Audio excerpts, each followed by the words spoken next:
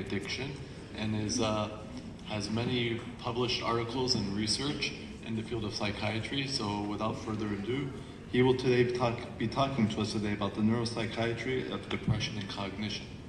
Thank you very much, Dr. Samer. Hello everyone. Very impressive to see all this number of people in the afternoon on a Friday. So either they have nothing to do, which I doubt, because I think everybody is busy these days, or I think they are very interested in learning. So hopefully at the end of today I can give you some fruitful information that you might use in your daily practice. You can stop me anytime, so you can say, okay, just let's focus on this, and I think that will be I'll be more than happy to do that. Otherwise, we'll have some question at the end. So my background is I'm Syrian. I went to Damascus University, and I moved to the UK until I fell in love in Abu Dhabi, and it's been 4 years so far. And the reason for that, this is a view from my bedroom, and I keep sending, putting this picture in, on all my plantation, because I think, I don't see anywhere else. I've never lived in anywhere that I had this view from a bedroom. So I think I'm quite fortunate to be here, and hopefully people who are visiting Abu Dhabi from outside, they feel in love in the city.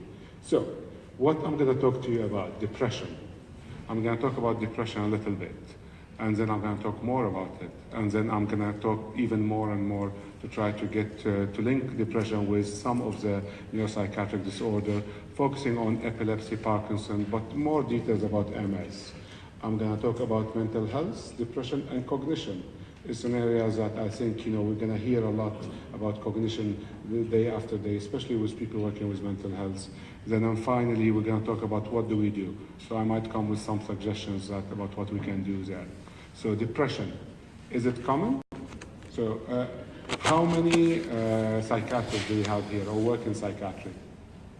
Okay, so just few. Anybody thinks depression is common? Definitely. Interesting. Anybody believe it's very common? Good. So diabetes. I think all physicians knows a lot about diabetes. They're experts, they do all of that, and look where it is. It is down at the bottom. It's still very common, and it's going to be more common in 2030.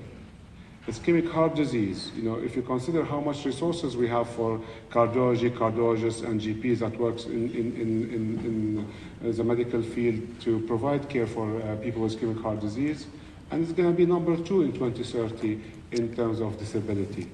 Depression is already ahead of them, is number 3, and that's in what cause of disability for people. And then it's going to be number 1 in 2030 as an estimation by the WHO.